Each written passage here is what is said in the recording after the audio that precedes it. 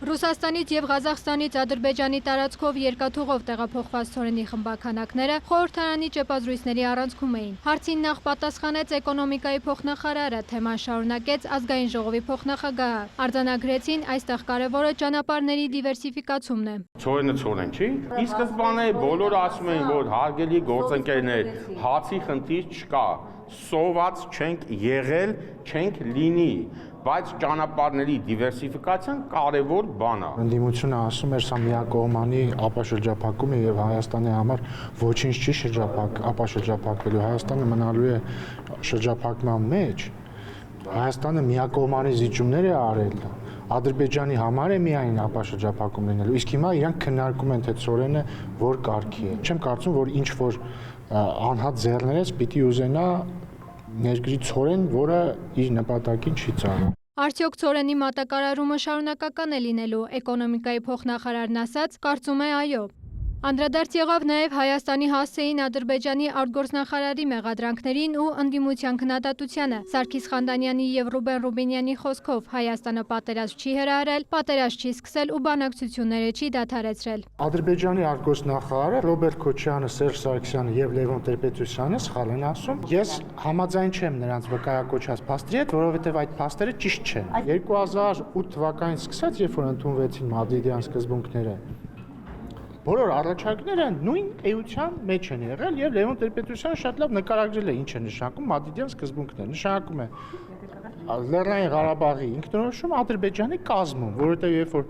տարածքային ամբողջականության եւ ինքնորոշման սկզբունքները մեկտեղում են, ստացվում է ինքնորոշում Ադրբեջանի կազմում։ Դրանից հետո բոլոր առաջարկները, որոնց մի մասը իդեպ Ադրբեջանն է մերժել, ենթադրել են դա։ Հայաստանի ելքեր էր փնտրում հակամարտությունը խաղաղ կարգավորելու համար, բայց նաև ակնհայտ էր, որ Ադրբեջանը պատրաստվում է պատերազմի եւ բնական է, որ պատերազմի պատրաստվող երկիրը հիմա պետք է այդ որը տարբեր փաստարկներով արդարացնի իր ռազմական գործողությունները, ռազմական ագրեսիան։ Շատ հետաքրքիր զուգադիպությամբ նաև նույն փաստարկներով Հայաստանի Հանրապետությանը մեղադրում էր նաև Ռոբերտ Քոչարյանը իր վերջին տված ասուլիսում։ Այդ զուգադիպությունը եւս եւ Սերժ Սարգսյանը եւս այդ զուգադիպությունը եւս ցանկանում եմ ձեր ուշադրությանը հրավիրել, որ ըստ էության Ադրբեջանի պետական գործիչները, քաղաքական գործիչները եւ Հայաստանի նախկին նախագահները նույն մեղադրանքներն են հնչեցնում Հայաստանի Հանրապետությանը։ Պատճառը, որ Ադրբեջանը սանձազերծեց 44-օրյա պատերազմ, ըստ ազգային ժողովի փոխնախագահի հետևյալն էր։ Այն տարիներին, երբ որ պետք էր Հայաստանի ռազմական բյուջեն մեծացնել, որպեսզի հարաբերակցությունը Ադրբեջանի հետ ռազմական բյուջեից մեկը մեկինից չդառնա 1/5-ին 2008 թվականի դրությամբ, պետք էր այդ տարիները օգտագործել Հայաստանի ռազմական բյուջեն մեծացնելու համար, ոչ թե Ռոբերտ Քոչյանի ընտանեկան բյուջեն մեծացնելու համար կամ Սերժ Սարգսյանի ընտանեկան բյուջեն մեծացնելու համար։ Եվ այսպես շարունակ։ Այդ դա է պատճառը եղել 44 օրյա պատերազմի, երբ որ բալանսը այնպես էին խախտել, որ չկար զսպիչ հանգամանք։ Ինչի պիտի Ադրբեջանը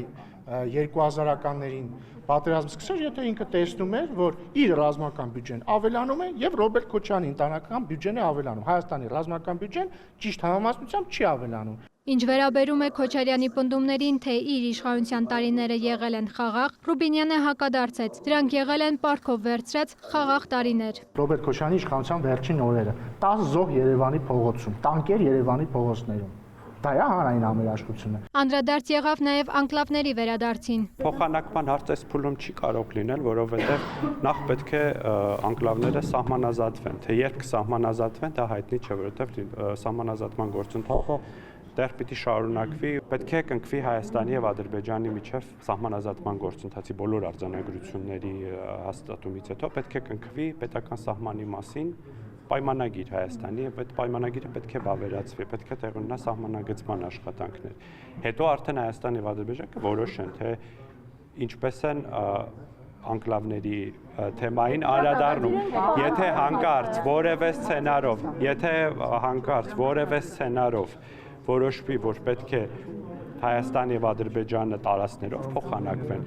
Այդ հարցը Հայաստանի Հանրապետության օրենսդրության համաձայն չի կարող տեղի ունենալ առանց հանրաքվեի։ Երբ որ վարչապետ Փաշինյանը չի խոսում մեր օկուպացված տարածքների վերադարձի մասին, չնայած ինքը միշտ է խոսում, բայց ասենք թե